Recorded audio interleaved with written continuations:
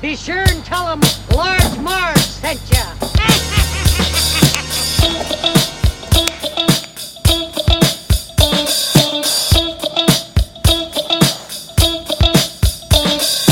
In the 90s, we were just teeny tykes. We rented movies and our bikes. We wanted to be DJs, but we were just teeny gals. So we went off to college and we remained best pals. 20 years later, we're still watching flicks and we're bringing you the favorite bit by bit. Sweetie and Sweetie are here to say it's the Large Marge sent us podcast.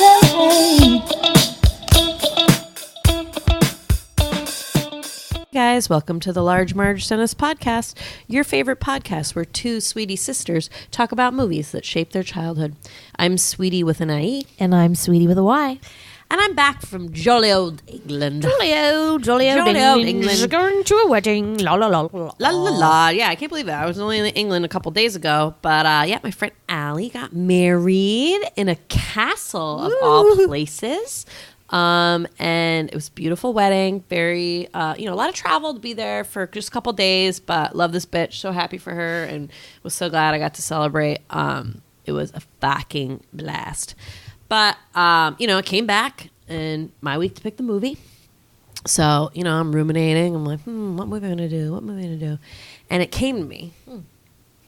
What movie includes a wedding in Britain? Huh.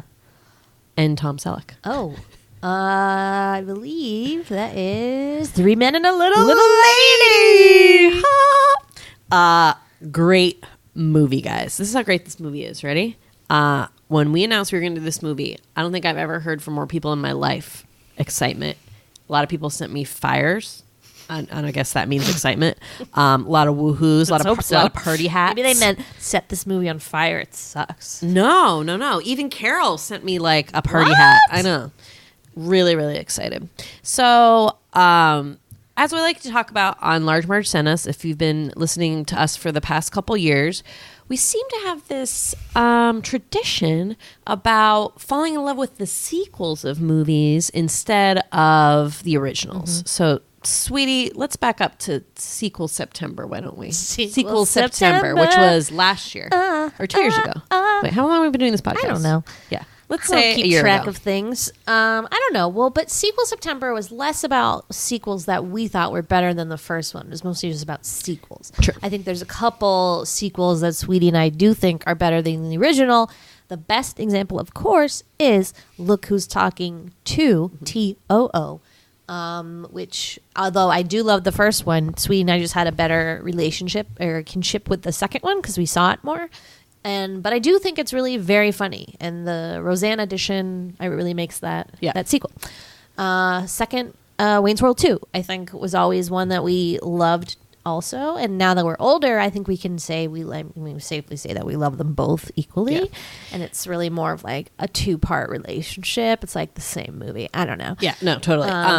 But I think the pattern is really, and we kind of cracked this when we did a couple of those, was that the movie that we watched more was the one that like came about when we were old enough to like really watch it a lot. So a lot of these 80s movies had the original movie was in the early 80s. And so we were like really too young. So these movies, Look Who's Talking 2, Three Men and a Little Lady, and then Wayne's World 2 all came about when we were, so Three Men and a Lady was it was 1990. I think Look Who's Talking 2 was like around then too.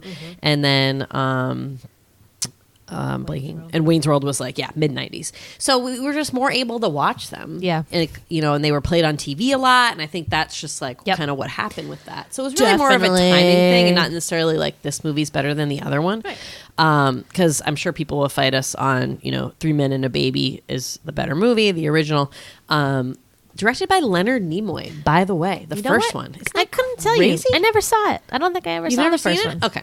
Well, when we do the synopsis, we'll do a small what is that called? The Star Wars prequels. Yes. Well, yeah, I need that because I have no idea what that history is. I'll do a I'm mini always like wait, rundown of what? the prequel. But yeah. So this movie, I don't know. It was on TV. We eventually had it on video. I'm pretty sure. Again, I think another awesome Ron D bootleg copy. Yep. You know, probably could have gone to jail for all the fucking taping he did. But hey, Ron D. That's what really you did in the set us up 90s. for That's what success. VCRs were for. Yeah, totally. So, as I said, Three Men and a Little Lady from 1990, starring what is a pretty good cast of gentlemen and what I think is what makes this movie as a success as it is, right? So you have Ted Danson. Teddy. You have Steve Guttenberg. Goots. The Goots is back. The Goots. Where'd you go? And then my favorite, Tom Selleck, guys. Man, they just like light him in like this like majestic glow the whole time. This is like peak Tom Selleck for me, and I think for a lot of people. I think his head's too small. He's a huge head. He No, nuts. I think it's too small. You're nuts. So I think like Carol really liked Tom Selleck, had a real crush on him.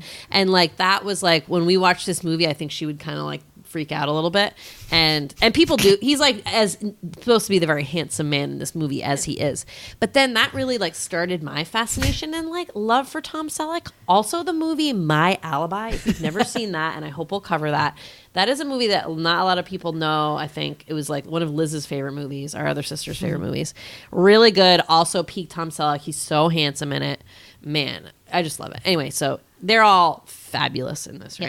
Yes. Then you have Sylvia, the female protagonist, is played by Nancy Travers, I believe is her name. Not British, guys. Wow. Fooled me my whole fucking me. life. She pulled like a Renee Zellweger in Bridget Jones, and where they like cast all real British people, and then there's this one imposter British person. And I'm always like, how do the British people feel? Yeah, how do they feel about that? I'd feel very insecure it being like an American American washing? or like Gwyneth Paltrow and like Yeah, Shakespeare but British in Love. people do American the accents accent, all the time. But they're good at it. Not always. Most of them are good at it. Sometimes you like really can't tell. Idris Elba, I can tell. You're not fooling anybody. You ever try to see him try to do? No. I mean, it's weird. The Wire. The Wire, and then I just watched a couple like last year. I was watched pretty good Molly's with The Game. Wire. Oh man, Oh, that was wow. so bad, dude. Oh. Get Yeah, he some- just always has to use that accent. Yeah, Like you just like exactly. it doesn't matter. You don't have to explain it. It's Yeah. just like it's just how you But talk. like Christian Bale, I mean, reverse. Whoever like remembers he's ever British? Like Well, what? not just British. He's like Cockney. I know. So anyway, Nancy Travers doing a pretty good British accent, if I do say so.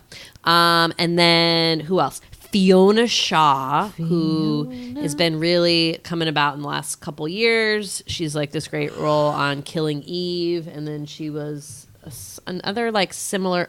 Men in Black 2 or Men in Black the International one. Wasn't she in that? No, that was Emma Thompson. Who do we see her in? She was another like authority figure somewhere.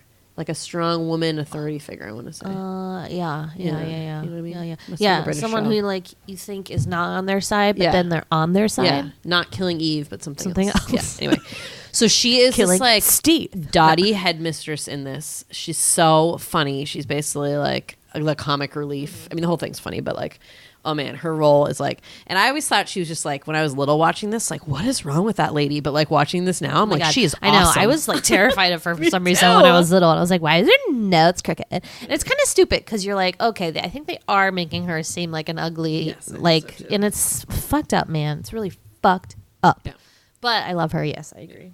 So so I would say like pretty good cast, adorable little girl, can't be beat. I mean, she's Could great. be a little better at acting. I'll be honest. She is adorable. She's fine. They got her to master that wink. I can't even do that. She loves to wear tiny baseball hats. That's really small. They're like the little penis hats in Little League. And a Little League. I just said a Little League of their own. In Yeah. a league of their But own. also, is it because like they're not all the way on her head because she has bangs or something? Maybe, I don't yeah. think they like place it correctly. maybe. Anyway, so awesome films, sweetie. What are your initial impressions and memories of this film? Well, today when we started, Sweetie and I were like, wow, I really haven't seen this movie in a really long time.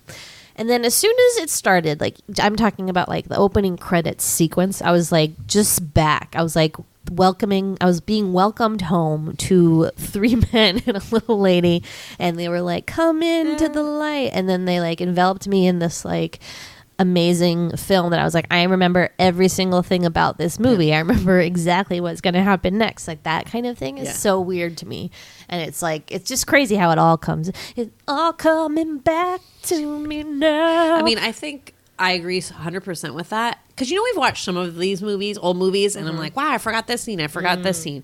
You're right. That did not happen with this movie, which says to me that we have watched this movie 1,000 times. Why did we watch it so much? No, we were obsessed with it. And honestly, like, I cannot tell you why. It's a great movie, and it's really fun. It, like, moves along well. It's a cute story. Here's a better question. How did we agree to watch anything? Maybe we had more... you know what I mean? Like, we had so many of these bootleg movies or whatever, and then we were just like, what do you want to watch? And then we'd be like, and we decided. I mean, today I don't remember that process right at all. Me neither. That's what's like, I think is so weird, because I remember watching the tape, not on TV. Did we watch them all together? When did we watch them? I thought so. Were we like, Andre, that's why I'm bored right now. That's why we share all the same inside jokes about the movie.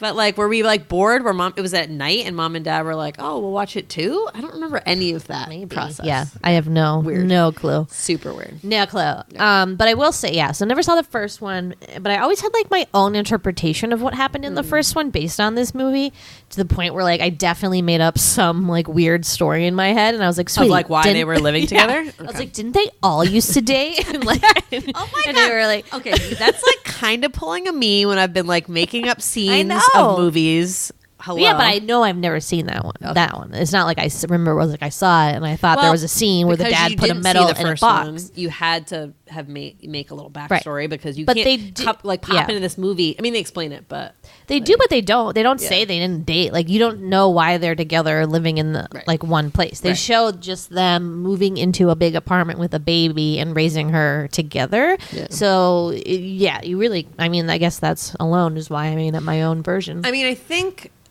Again, like, I think, so the original movie was from 1987. I think it was, like, a humongous hit, and it did, like, everyone went and saw it. It was, like, one of those movies. And, obviously the plot being so, like, like, bachelor guys taking care of a baby. Like, whoa.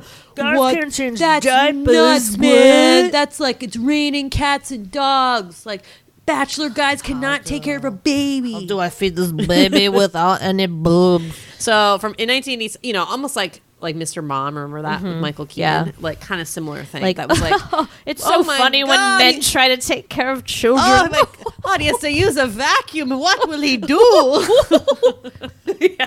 I feel like in the 80s that was like such a fucking theme, and you're like, bullshit. Just get over bullshit. Anyway, but.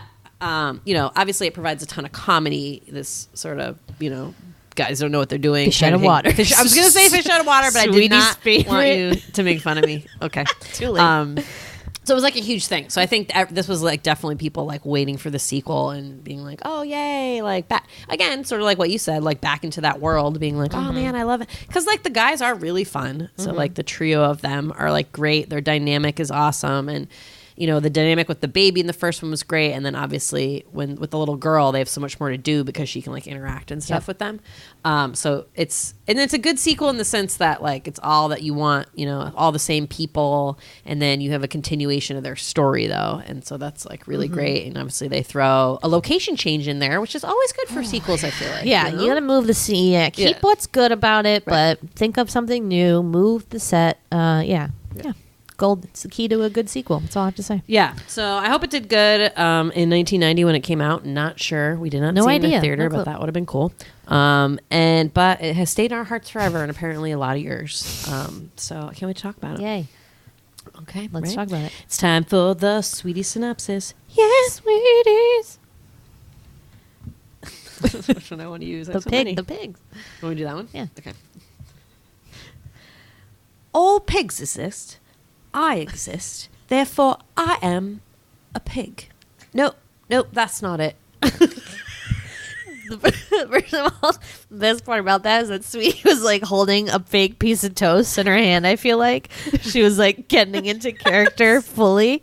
My favorite is the guy during that scene. He's still eating his damn breakfast. Toast. Oh my god, he has like the napkin. So Yeah. if you don't remember, that's like when the little vicar, they like Michael takes the vicar because they're trying to stall the wedding. So he like takes the vicar. He's like the church has moved. Like come with me. And so Michael says something about like.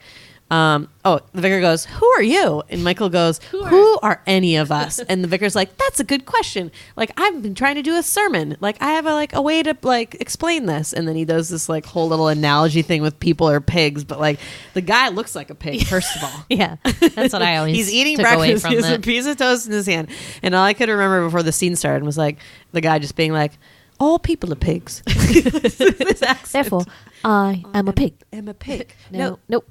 That's not it. That's not it either. So funny. Anyway, good. All right, cool. Sylvia, Peter, Jack, and Michael are Oh one wait, sorry. Can I do big small? happy family. I was gonna okay, I was gonna get you into that. Okay. Are one big happy family. They have a baby named Mary. Sweetie, please tell us how this baby came into these people's lives. Okay, I'm very quick curious. to Mini know. synopsis about 3 men and a Mini baby. synopsis. Yeah, it's mini. Okay, 3 men and a baby, guys. So remember, you have Michael, Jack, Peter being bachelors living in New York City. They have a sweet apartment.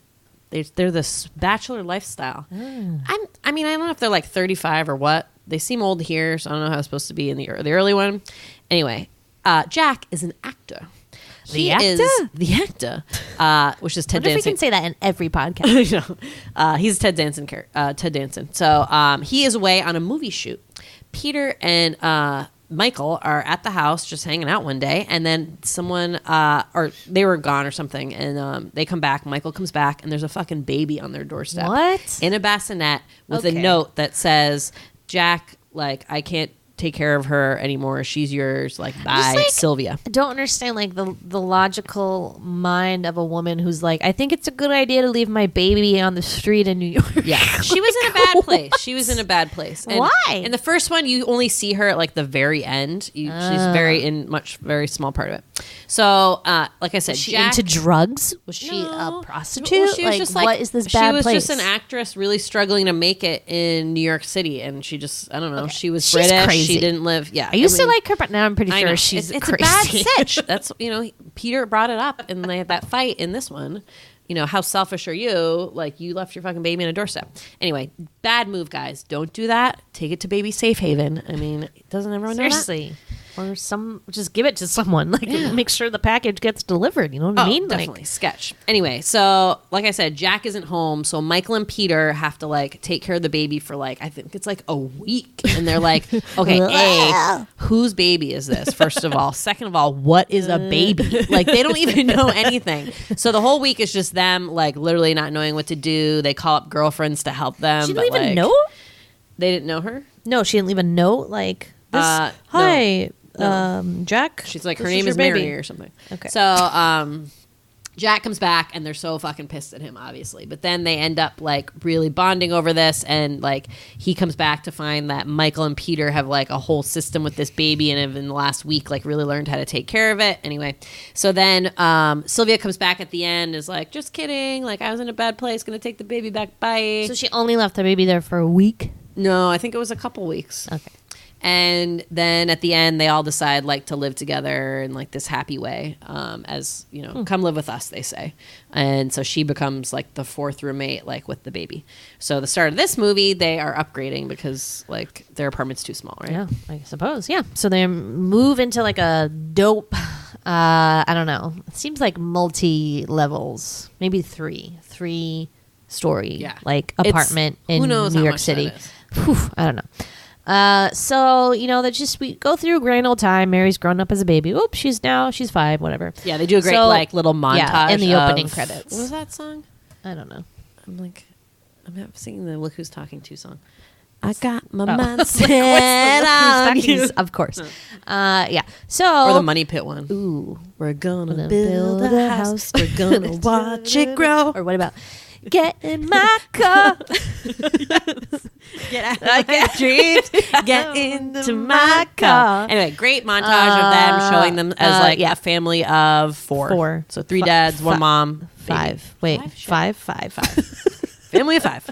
I can't count. So Mary has this like sweet little relationship with all of them, and like Jack's the real silly one, Michael's like the real nurturing like father figure, and Peter is the real nurturing father figure, and Michael is also a silly one. I don't know what's his role. What is his buddy? The buddy one, kind of the buddy, the or buddy. something? I don't know.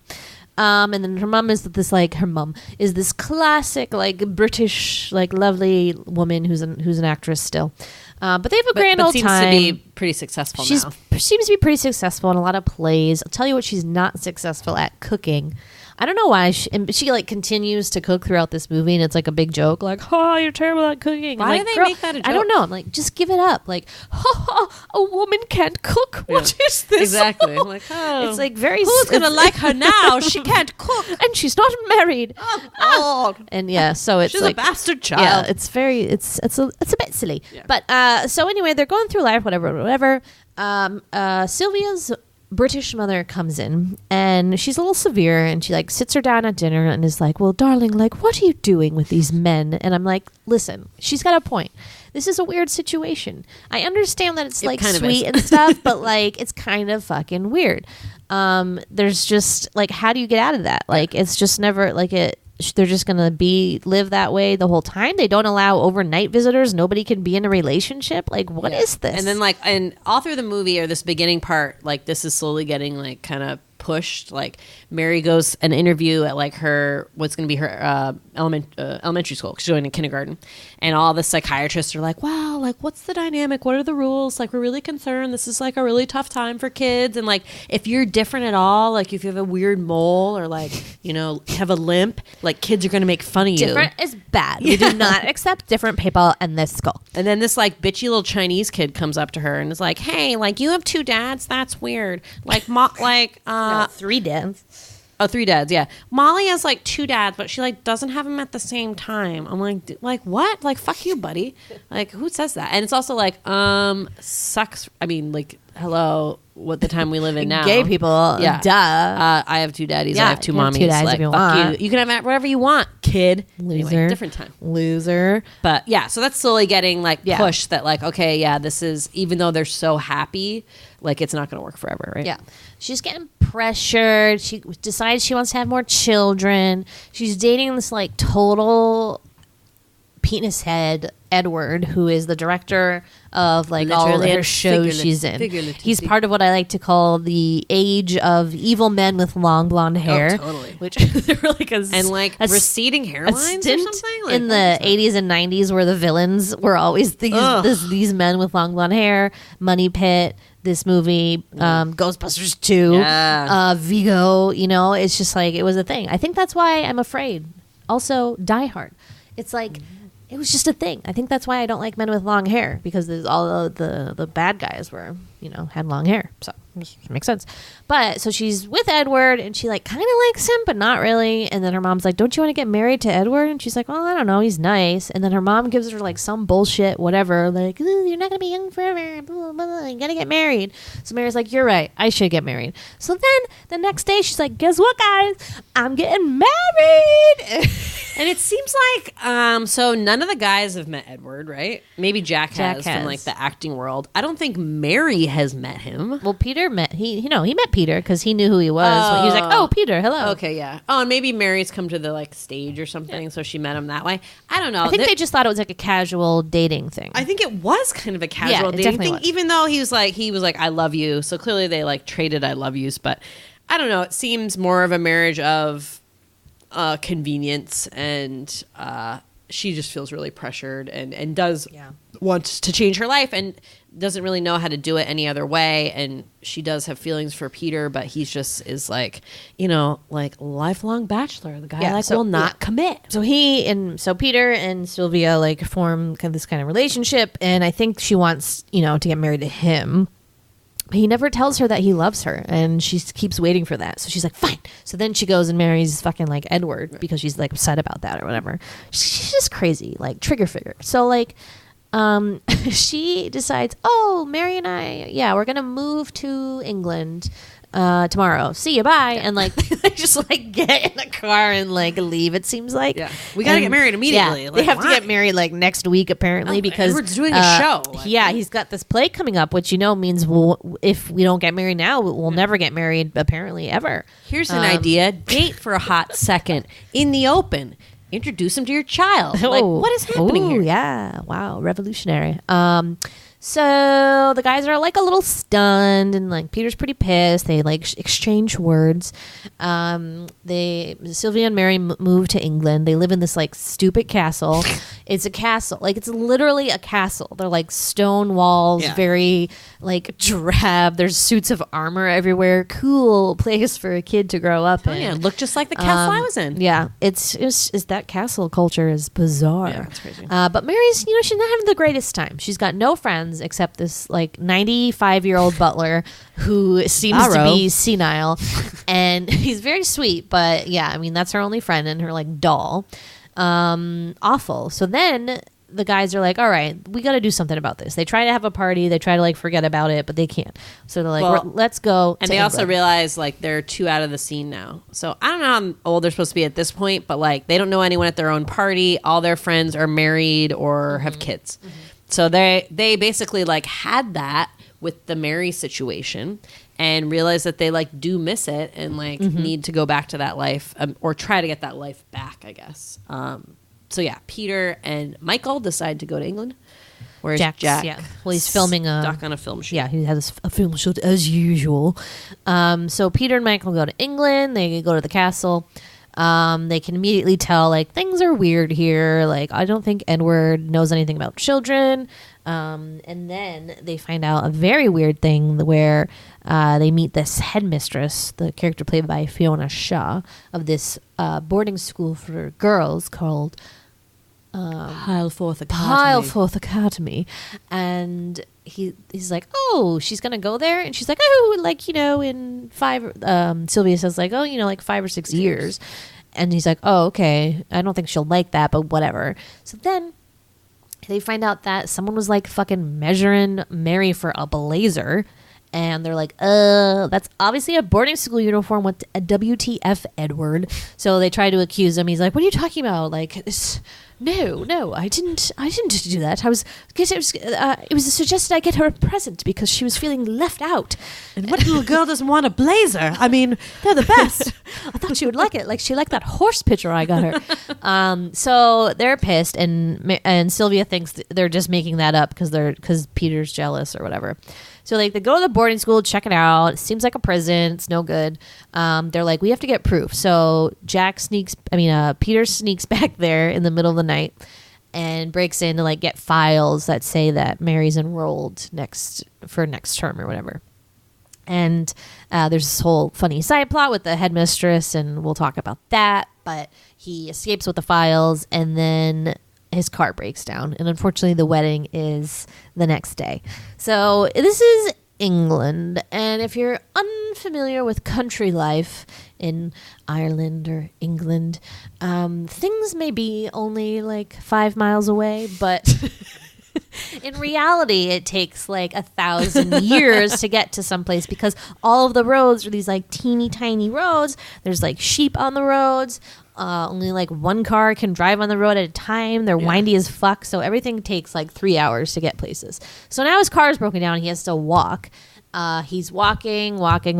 Seems like he's getting nowhere fast. Finally, he calls them on the phone. He calls Michael. He's like, you gotta stall the wedding. Like, I'm in love with Sylvia, stall the wedding. Do whatever you can. I have proof. So at this point, Jack's come, and so they try to stall. They get Mary in on it. He has proof, so they're gonna go and stall the wedding. So then the headmistress comes, and she picks up Peter, and they get into some shenanigans, and she drives the car off a cliff into the water, and then they have to like drive on this motorcycle. It's all very exciting. Meanwhile, they're trying to stall the wedding. So the way they do that is, Sweetie said at the beginning, Michael takes the vicar Vicar. I always want to like say it's- vicar. Like it's ER, but it's Vicar. AR. Vicar. Vickery, The vicar. Vickery Dickory Dock. Okay. He's like, oh, they moved the church. So he's driving him around like a different church. Mary is given the ring, so she pretends to lose it, or maybe does lose it. I don't know. And Jack, we don't know what's up with Jack. Just kidding. He's dressed as the pretend vicar. Woo! So he's like dressed in this like terrifying makeup with like, I don't know. Okay, it's like liver spots, like makeup. It's so upsetting. Yeah. I don't know if anyone's ever seen Nothing But Trouble. Have you seen that? No. It's such a fucking weird movie. It like freaks me out. But it has like Demi Moore, John Candy, Chevy Chase. Oh, and, I know like, what you're talking about. Yeah. And Dan Aykroyd has that same liver spot makeup on as like the judge. Oh my god, it's so weird. I hate it. It's so creepy. So Jack pretends to be the vicar and like does this pretend marriage and is like stalling it, taking a really long time. It's a great scene. So finally, 1,000 years later, Peter arrives at the church, but it's too late. They already got married. Kiss, walk down the aisle, and then he confronts them, and he's like, I have proof. And he like doesn't need the file on at this point because the headmistress is with him, and now they form this nice friendship. So she's like, it's true. And that's all she says. Like, tell her, Elspeth. It's true. It's true. It's true. It is. It's true. She's all muddy. Yeah. It's true. Like, should I believe you? So, yeah, worst day of... Well, I mean, Sylvia's got a lot of highs and lows, right? Because she just got married. She's like, yay, so happy. Bad idea. And then someone comes in and is like, oh, that wife, that guy you just married is a lying bastard. So she's like, fuck. So she's like, well, now I can't get married. Better, like, leave. Let's go marry. And Peter's like, stop. Let's get married. And she's like, right now, fuck, right here. Because he's still, Peter's trouble with his feelings. And, like, he's like, I love you. No, she's like, why would you want to marry me? For Mary's sake? And he's like, no, I love you. And then he really finally says all the reasons why he loves her. And he's loved her all along and blah, blah, blah. So, you had me at I love you. So she immediately just melts and starts crying, whatever. And then dumb Edward, I feel for the fellow because, like, that fucking sucks. He just married this woman. Yeah, he's a dick. But then, like, 2 seconds later, she's kissing someone else and agreeing to marry somebody else. I don't think he really loved her either. It's just what I like to say about The Bachelor and The Bachelorette. Maybe you should date a little bit. I mean, it wouldn't hurt. They haven't even had sex. Right, yeah. Like, come on. Okay. So Edward comes up and is like, well, too bad we're married. Like, you can't marry him. And the other vicar comes up. The Ted Danson vicar is like, ha ha, like, that wasn't actually a legit ceremony, and peels off his ears and his face and all that stuff. And is like, it's me, and like surprises everybody. So that's funny. And he did that because he, like, Sylvia never, like, you're a good actor, but not that good or something, she said to him. So he kind of wanted to prove to her that he, like, he could fool her. And he hated Edward anyway because he never, like, cast him in his plays or anything like that. Anyway, so marriage not valid, but the real vicar is there. So they ask him to marry Peter and Sylvia. And then it's just waiting for it to start of fall time. Waiting for a start of fall. Carry your heart into my arms. That's where you belong, in my arms, baby. Yeah. I gotta say, I've heard that song like every day. I heard it in like the fucking airport in England. I'm not even kidding you. If that's not a sign, I do not know what is. Like, that song plays everywhere. Really? Yes. It's I mean, nuts. I'm sure I'll hear it now, but like I wouldn't have been able to be like, this is the 3 Men and a Little Lady God. song. It always makes me think of this movie. Wow. The band who sings it is Boy Meets Girl. I almost said Boy Meets World. I know. I wish. Boy Meets Girl. Weird. I think that was probably their only song. It's so late 80s, early 90s. Like, definitely just has that feel, Yeah. It's good ending credits song. Yeah. But yeah, so that's the movie. Super sweet. So what do you think happens? Do they make it? No. I mean, I'm sure they make it, but like, what is the living situation now? I think it's the same, except because now she's fine because she's married, so she doesn't have that fear anymore. They can have a kid, and then Michael and Jack still get to be like pretend like dads, except Jack is the real dad of Mary. But I don't know. It's confusing. Listen, it's like a Full House situation. This was a very big thing in the 90s also. This like my 3 dads and like or whatever. My 2 dads. 2 dads. And then like, Full House. Like there's all this dynamic of like men are so great. Like we need 3 of them to do all these things. I don't know. Do you remember if the plot of My 2 Dads was like her mom never could figure out who the dad was and she said it was one of those guys? Oh, makes sense. Sure. Yeah. Mamma Mia. That's One not looked the like 90s, George, but like one was Paul Reiser, and one looked like this guy who looked like George Michael. That's all I remember. which about one that was show. the dad? Exactly. When I was little, I couldn't believe that Jack was the dad. For real. Like, I remember having you, like, need to explain it to me, like, several times. I'd be like, what do you mean he's the dad? Like, what? I don't know who I thought was the dad. Maybe I thought, like, neither of them were the dad. Or Peter was the dad. I don't know. Something was Peter confusing seems to me. more like most like the dad, Yeah. which is like why I'm glad that worked out. Because I agree, like Jack. I mean, they all have their moments, but like Jack and Michael seem a little bit more like her buddies, and like Peter seems a little bit, and maybe just from like the way he looks. I don't know, but it is kind of like the way he interacts with her. So yeah, I agree. But yeah, in the first one, so you like find out that he's an actor, right? So he's always like sleeping with like people that he worked with, and so they were doing like a Shakespeare festival somewhere, and like. Like he's like, oh, Sylvia. He's like, yeah. She's like, we did this, whatever, the Taming of the Shrew. She was the shrew.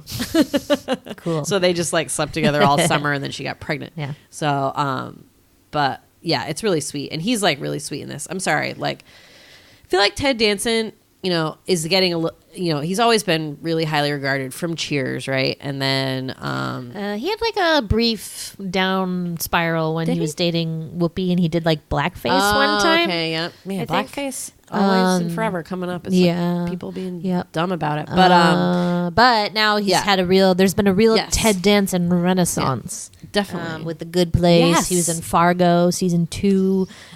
He's great. And Yeah. I'm sad to say that when I was younger, I really did not like him at all. Like Yeah, he like same. creeped me out. And you know why? I figured it out. It's either the liver spots makeup or the fact that like he has something weird with his face where it looks like he has no eyebrows sometimes. Okay, They're like he is really kind low. of a weird looking face. I agree. I mean, overall he's an interesting looking guy, right? He's like a really long face, kind of a horse face. Horse face, yeah. Gangly, really tall, like tall and skinny. Mm-hmm. I don't know, like very interesting, like leading man. I mean, they did try to like. I mean, he's pretty great in Cheers, and he is try to have that swagger and that and a leading man like stature. And then I remember like. Okay, does anyone remember the movie which he did with Whoopi Goldberg called Made in America, I think it was called? Kind of. I can see like the cover. Yeah. Okay, all I remember, I'm pretty sure there's this sex scene where they use a plastic bag as a condom. I'm not kidding you. Do you remember this? No, I brought this up another time. The saran wrap as the condom. Something no, like that's that? no, that's not that. I don't think I'm so. gonna look up No. after. I'm pretty sure it's that movie. Anyway, it just made me really uncomfortable, and that movie was strange to me. Anyway, so yeah, but he's like goofy and stuff like that. Soup scoops. But now I love yeah, him, I and really now like I him think too. he's like hilarious, and Yeah. I'm like, oh, Ted. I've been watching like more Curb Your Enthusiasm, and he's like a big part of that too. Ooh. Yeah, like obviously Whoa. that show's like 20 years old Hmm. now, almost 15, so he's like much younger. But yeah, so he's great, and he's such like he's just. I mean, that vicar scene is just like takes cake, man. It's like so fucking funny. Good. My favorite part of that scene is when that I always remember this when I was little. Me too. When he's like, does anyone like to If anyone here believes like they should not be married, please speak now or forever hold your peace. And he's like, no, anyone, Anyone and actually at like all. takes like some time because he's trying to stall, and then he goes, oh, you there, and then it's like someone in the back, and everyone's like, oh, what? He's like, you fifth from the left, and then he's like, oh no, it's your hat. It's this lady with this like like British weddings like crazy hats and fascinators, and she's in the back with this like crazy hat. He's like, oh, it's just your hat. Imagine like you almost didn't get married because of a piece of millinery. Yeah. Like, oh man, that part's so funny. Good. Yeah, I love that. Love that. But yeah, Ted's great, and I'm glad that we've changed our mind about him in our older age. So that's one definitely plus of this movie. I also enjoy that this movie, like a lot of movies, uses the character of the evil boarding school as the villain.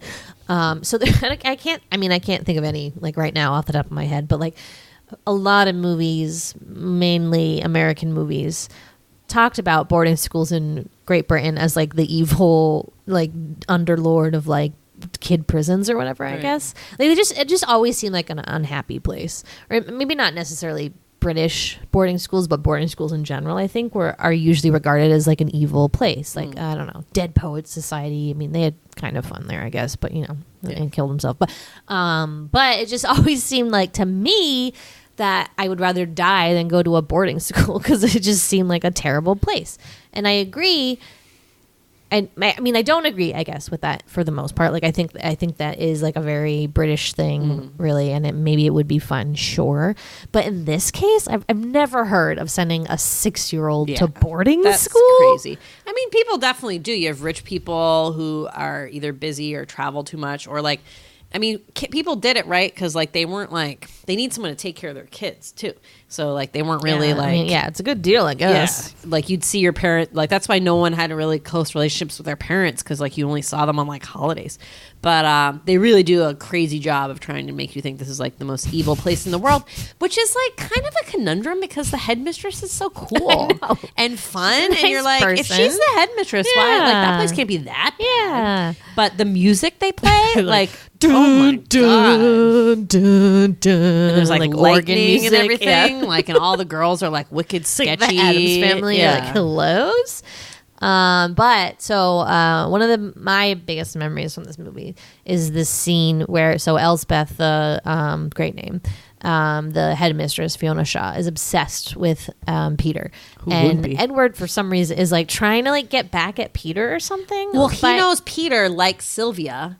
So he's trying to get him out of the way or something. But what would this do? He knows that Peter doesn't like Elspeth. Or maybe to get back at him, right? Because like you said before, I think she is supposed to be like an ugly duckling. Yeah. And he's like, oh, I'm going to make this ugly girl like, come on. Then. I think he fancies you. Like, this is how you win him over. Like, just accost him and like throw yourself at him. So he sneaks into the boarding school to get the files, and he like hides in the closet because, oops, here comes Elspeth. She's in her like little nightgown, and she sees him, and she thinks this is like the opportunity to like seduce him. So she like basically, as Sweetie said, rapish, basically. Like if this was a reverse scenario, that would be like very much sexual assault. Yeah. But for some reason, when I was watching this when I was younger, that scene like sexually aroused me like nothing I had ever encountered, and to the point where like I would like be like, oh, I feel like funny down there, like I'm gonna like put this movie on, and I like sneak down to the basement and like put it on. Oh my god, you and horn then dog. like watch it back and forth and be like, ah. I don't know why. Okay. And then Sweetie revealed that she felt the same. Totally. And I felt so much better this whole time. I mean, I didn't sneak down and go watch it, but okay, here's what I think what it is, right? Okay. So I think part of it is Fiona Shaw in the scene is like unbelievably so great. Like her whole character uses all these like crazy words all the time. Mm-hmm. Like she's very smart, you can tell, and she's all using these like very like big proper British words that like we technically don't use here a lot. And she's just being like so over the top and like breathy, and she's like we are creatures of the night. We are the children of La Luna. Like she's like so sexual with her voice, and she's like very breathy, and it's like starting to get you excited. You have like Tom Selleck being like very like flustered, and he's a very like composed guy, but like you can tell he's like very uncomfortable, and he's like trying to play along with it, but like it is just like over the top. And then and this is the part I think that really aroused me. When she's like gets like it's something she's on the desk, she like takes off her robe, and she has this like really sweet nightgown on, but it's kind of like a sweet sexy nightgown because it's like you can like see her boobs through it. That's why. So she's kind of like all like exposed but not exposed, and she's like on the desk, like pulling him on top of her, and you're like, of her, and it's like, whoa, this is like getting too much as a child. I mean, again, it's like all clothes are on. Okay, it's just supposed to be like silly or whatever. But like, oh my god, it like drove me nuts, and it was just really it was powerful then, stuff. Like he crawls out the window finally. He's like, we can't do this. Like it's not right. I forget. He like convinces her somehow, and then so she comes. You know, he leaves, and she's like, he's like, he is a true gentleman. Okay. And she's like, damn. So you know what other movie has a scene like that also aroused me, unfortunately? Robin Hood Men in Tights. Yeah. When he crashes through the thing. I mean, clearly you just like dominance. I think I do. I think I have a problem with it. Yep. I would never do that in real life, I don't think. But so that was the scene that I remembered the most. I also want to say one more funny like link into the headmistress character. Again, she's like so great, but I didn't realize it. I didn't remember this until we watched it tonight. So like Peter is looking at them like putting up the wedding tent, and she like sneaks up on him and is like, you know, she's like so crazy in that scene because she just keeps like posing in a chair, like all what she thinks is like sexy, but she like just looks ridiculous. Anyway, so Peter is an architect, so she says to him like when his back is turned, he's watching the tent being put up, and she goes, "Not so splendid as your erections." Yeah, there's a lot of this. There's a lot of jokes in this that we definitely didn't get when we were little. Did you write them down? Or I wrote a couple down. Yeah. So that one, one of the ways he tries to get out of sleeping with Elsbeth is I'm impotent. Yeah. And like, we were like, oh, what? I don't know. Like, I just love those movies where we had no idea. Like, I'm important. I mean, a couple different letters. Yeah, it's confusing, you know. I'm impotent. So yeah, definitely didn't get that, and I'm sure there's probably tons other of jokes that we didn't get. But man, good times. Yeah, we liked them anyways because we're awesome and pretended that we got the joke. We knew it was supposed to be funny. Just not why. Yes. Would you like to talk about any favorite scenes? Yeah. So another of my favorite scenes is when they get to England. They rent this tiny, there's obviously a lot of British stereotypes in this movie, but they rent this tiny little car that are mostly true from what we've seen. So they rent this tiny little red car and they're like driving. So Tom Selleck is like 6'4", so he's like so tiny, like all in the car, and it's like a stick shift, and it's just like he's like, what does this car run on? Like a battery or something like that? It's so small. Little toy car. Yeah. So they get in the roads, and again, like the roads are really small there. It really like looks like it'll just fit one car. I mean, the cars are small, but the roads are so narrow. And they come across like just all these, they hear like this buying, and they think it's like the engine of the car. Is that the engine? They're like, and they come across what is like 300 sheep. So you I've have never a guy, seen so many sheep in my life. Yeah, like basically moving his sheep from field to field, but they like all take up like the road. So that is like kind of common. I think it's not that many, but how usually did they they're get a little out bit of more that? organized. I know. They're like, we gotta go. I'm like, how? So then they're like, I guess they asked the guy for directions, and he starts like saying directions, and he's all like, oh, and then you pass this tree next to a brook, and then there's flowers and a gate, and then blah blah blah. So it's like all these landmarks, and I find that so funny. Road with the white bush of flowers. Do not take that road. That's not the right road. So it's like they always like. So what I remember. So I've been to England this weekend, and then I went a time before with my mom, and we did a walking trip. And now this walking trip was self-guided, so you had a book with directions. And it's England has all these public walkways that actually go through people's farms and stuff. So you're walking through people's farmlands, and yes, like it's not all on roads, and like sometimes landmarks are easier to use than roads sometimes. And like, take a right here, take a left here, because also like not everything's marked sometimes. So like that is like how I've kind of seen English directions like interpreted sometimes, which I think is like so funny. And last weekend I went on a hike again through when I was in England and going on these like public walking paths and stuff, and I wrote down I printed out the directions, and it was like the exact same thing. It was all these crazy landmarks. It was all this terminology for farm equipment. Like I did not know what it was. Like I got lost so many times. I wandered onto somebody's farm. Again, like usually you can do that, but I'm pretty sure I was not allowed to be on this farm. There's dogs barking at me. I'm like walking through a dairy. La, la, la. I finally think I find like the gate like way ahead of me. I'm like, sweet. And I'm like, I'm going to take this shortcut, which I just thought was like through like looked like a darker part of like mud. And I step in it, and my foot goes all the way ankle deep in literally liquefied manure. I don't know what that place was, what they were doing to the manure, but I was like, literally, holy shit. It was insane, guys. I was like, I sat on a stinging nettle. Have you ever fucking sat on a stinging nettle? It hurt so bad, and it made my entire ass like numb with pins and needles for 24 hours. Wow. I called Carol about it, and she's like, sent me all this like info about it. And one thing was like, if you have an allergic reaction, like you'll have shortness of breath, like vomiting, diarrhea, and then die. I'm like, what? I was like, how do I know? Oh, great. And Sweetie's like, it's happening. The whole night I was like waiting for him to like keel over. Anyway. And I love the British directions scene because from my experience very funny. with being in England and both walking around a lot and stuff. I found that really related. Yeah. It's a good one. It's a good one. Don't take that road. I know. I love a lot of the scenes. I didn't write any other ones down, so I'm blanking. But if you have more, share them. Share them with the listeners. So, how about the New York City house party scene? So, I always like the interpretation of the 80s, 90s house parties for New York City. What comes to mind is also the Crocodile Dundee one, remember? Which was like super fancy and the cocaine in the bathroom. Like, who are these parties? Like, these look insane. So once Mary and Sylvia are gone, they're like, we should have a party. Like, yeah, no kid. Like, let's have a party. Because they were like swinging bachelors in the day and like had all these parties, I guess. And they're like sweet apartment.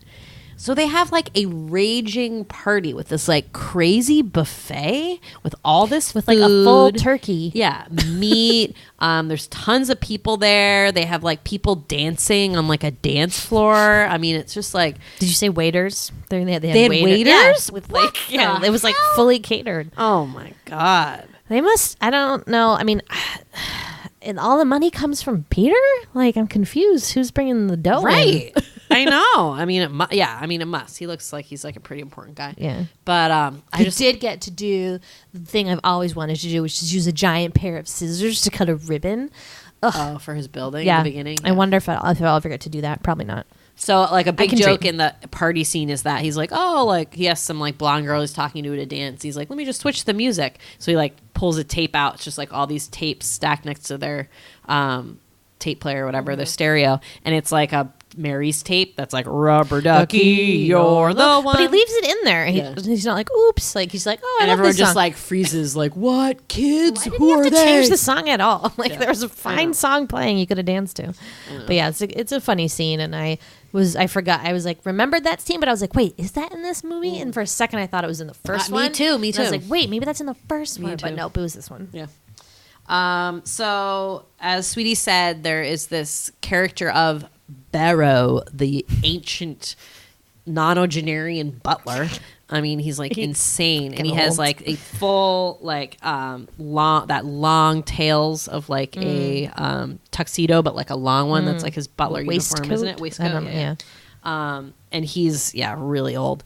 So they make him kind of be like what did you say? Like not dementia. Did you say dementia? Yeah. Senile.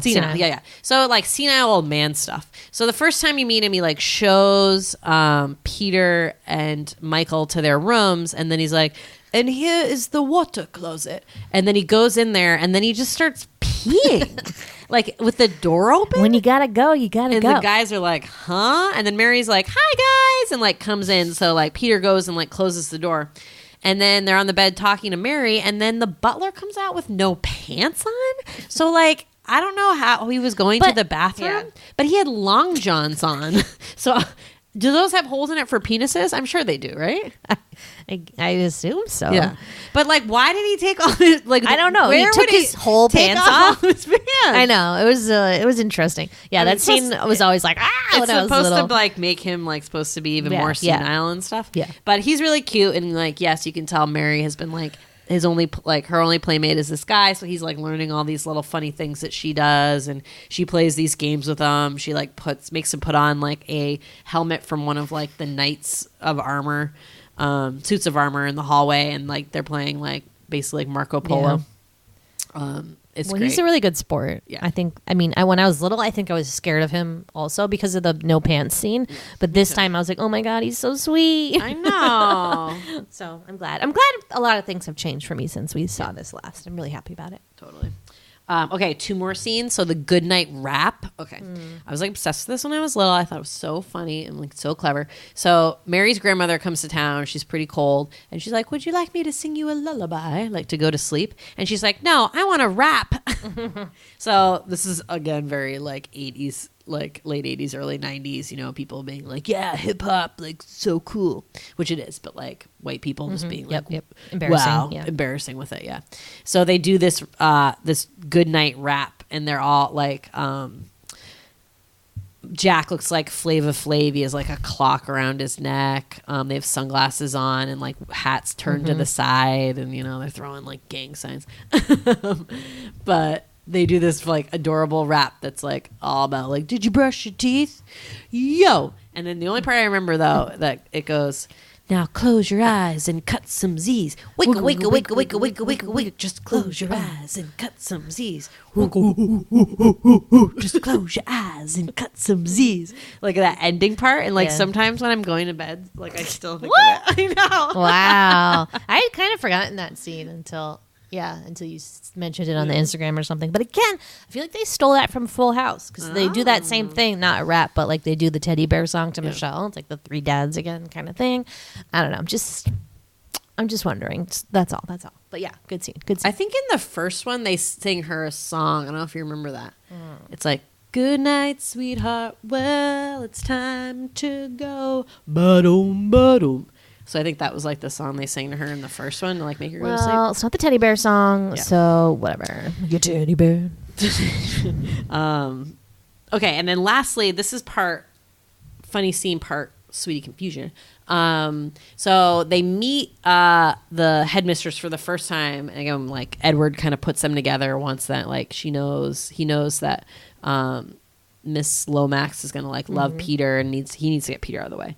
So anyway, so she's like he's talking to her, and she has this like big black smear on her nose, and Peter's like, oh, and he keeps like pointing at her, and she's like, ooh, like instead of just being like, you got something on your nose, he's like being so weird about it. So finally he just like embarrass her very romantically, because like everything that Peter does is like so romantic and like knight in shining armor or something, and he like takes his of course he's a guy with a handkerchief. Like, wow. And like puts it on her nose to like wipe off the smear of what I always thought was chocolate cake. Okay. Turns out, he goes, you had a little row on your nose. Ew. She was eating black caviar. And she didn't notice she had fish eggs on her nose. Wouldn't she be able to smell it? Yeah, well, that's I'm like, okay. So I always thought she was eating a chocolate Me cake.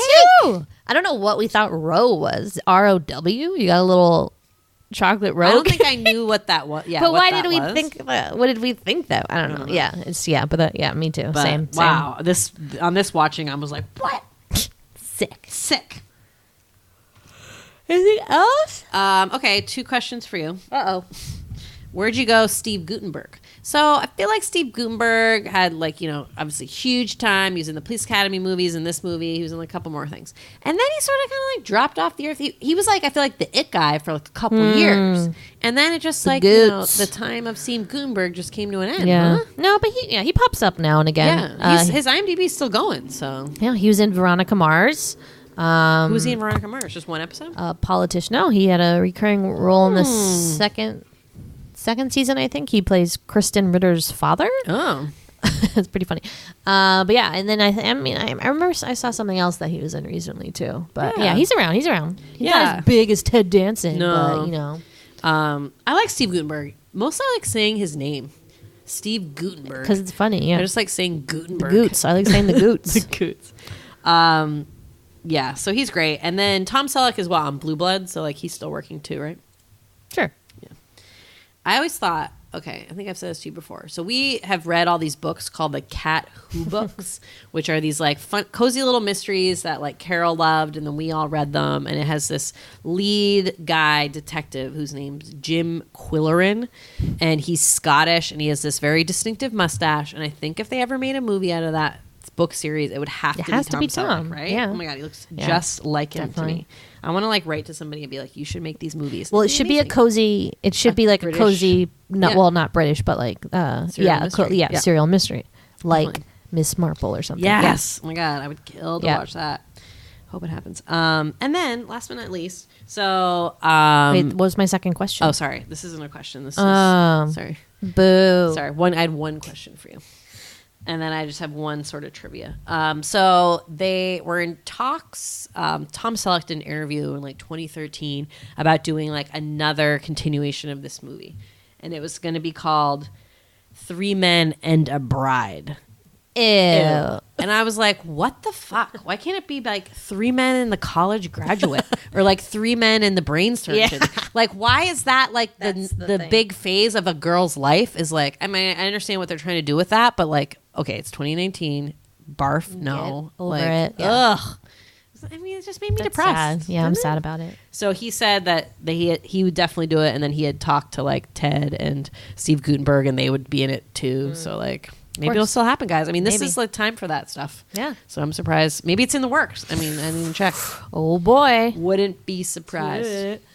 And that's it. That's all. That's all you. Yeah, there was no trivia at all. Oh, Maybe there's more trivia nuts. for the So I don't know. This is a random thing, but like the only thing I know about the first movie is that there was this whole like myth that you could see this like ghost in one scene, and it was like all of these like Reddit boards about it, and like all these YouTube videos. Some kid died in that building. Some kid died like during in the building that they shot it in. Yeah. But then like you watch like a different video, and it's like it's just a cardboard cutout of Ted Danson. Because he has all these like cardboard cutouts of himself. Oh my god, I want to watch that YouTube video after. Oh my god, it was like just. I mean, it's like the fucking Munchkin in the so silly in the woods thing. The and Wizard silliest of thing Oz. I Oh ever my god, heard. people spun that stuff Yeah. exactly. And that was brought up in this interview with Tom Selleck. And he said the same thing. And he said also we shot it on like a film stage, so like nobody died there. Hate to tell you, unless it was the Munchkin. Good times. Good times. Yeah, Cool. I know that was such like an urban myth, urban legend kind of thing. I love those. Though. Totes. I mean, just you can see how those rumors can just be like, and they tell two friends, and they tell two friends, and so on, and so on. Good times. Well, Wayne's World, the movie that keeps on giving. Totally, always. So cool. So apparently a lot of you guys like this movie. That's awesome. Come and find us on Twitter at The Sweetie Club or on Instagram at Large Marge. Send us and tell us how you feel about it. But thank you as always for listening. Bye. People are pigs.